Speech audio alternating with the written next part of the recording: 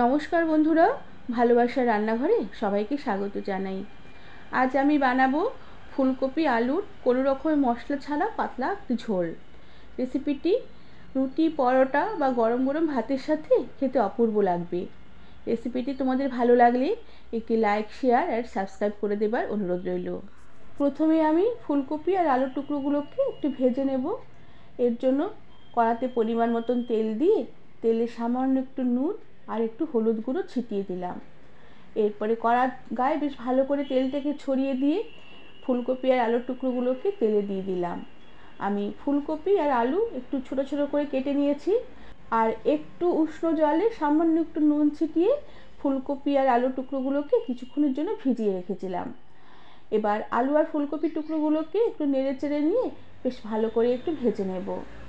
তবে খুব বেশি লাল লাল করে ভাজবো না, হালকা হালকা একটু লাল লাল হয়ে একটু ভাজা হয়ে আসলে আলু আর ফুলকপি টুকরোগুলোকে আমি কড়া থেকে উঠিয়ে রেখে দিলাম। এরপরে এই কড়ার সামান্য তেলেই আমি চামচের আগায় করে সামান্য পরিমাণে একটু রাঁধুনি ফোড়ন দিলাম। রাঁধুনিটাকে এবার একটু হাতা দিয়ে একটু নেড়ে নেড়ে নেব, এতে রাঁধুনির গন্ধটা বেশ ভালো বেরোবে। এরপর একে একে আমি আদা আর কাঁচা লঙ্কা থেতো করে দিয়ে দিলাম, তার সাথে অল্প একটু টমেটো আর ধনেপাতার গোড়াগুলোকে একটু বেটে দিয়ে দিলাম। সাথে দিয়ে দিলাম কিছুটা মটরশুঁটি আর পরিমাণ মতো নুন আর হলুদ গুঁড়ো, সাথে একটা তেজপাতা ছিঁড়ে দিয়ে দিলাম। এবার এই সমস্ত মশলাগুলোকে বেশ ভালো করে নেড়ে চেড়ে কিছুক্ষণ একটু কষিয়ে নেব, কাঁচা আদা আর কাঁচা লঙ্কা আর কাঁচা টমেটোর গন্ধটা চলে যাওয়া অবধি।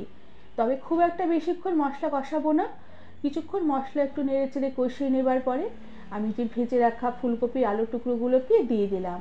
এবার মশলার সাথে আলু আর ফুলকপিগুলোকে একটু কিছুক্ষণ নেড়ে চেড়ে নেব আর একটু এই আদা বাটা লঙ্কা বাটার সাথে ফুলকপির আলুর টুকরোগুলোকে একটু ভাজা ভাজা করে নেব। আর সামান্য কিছুক্ষণ একটু নেড়ে চেড়ে নেবার পরে কড়াতে একটু লেগে লেগে আসলে এবার আমি ঝোলের জন্য পরিমাণ মতন গরম জল দিয়ে দিলাম।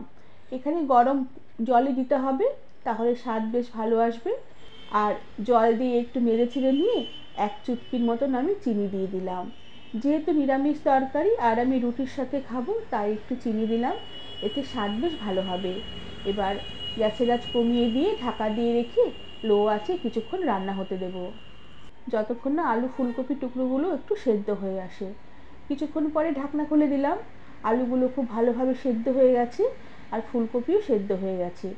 এবার ঝোলটাকে একটু ঘন করে নেবার জন্য আলুগুলোকে একটু ঘেটে ঘেটে দেব আর সব শেষে উপর থেকে একটু ধনেপাতা কুচি ছড়িয়ে দিলাম, এতে এই তরকারির স্বাদ বেশ ভালো আসবে। এই শীতের সিজনে ফুলকপি তো অনেক রকমভাবে খাওয়া হয়ে গেল, তবে এভাবে একবার বানিয়ে দেখো, গরম গরম রুটি, পরোটা বা ভাতের সাথে খেতে অপূর্ব লাগবে। আর রেসিপিটি তোমাদের ভালো লাগলে একটি লাইক, শেয়ার আর সাবস্ক্রাইব করে দেবার অনুরোধ রইল। আজ তাহলে আসি, পরে আবার একটি নতুন রেসিপি নিয়ে দেখা হবে। ধন্যবাদ বন্ধুরা।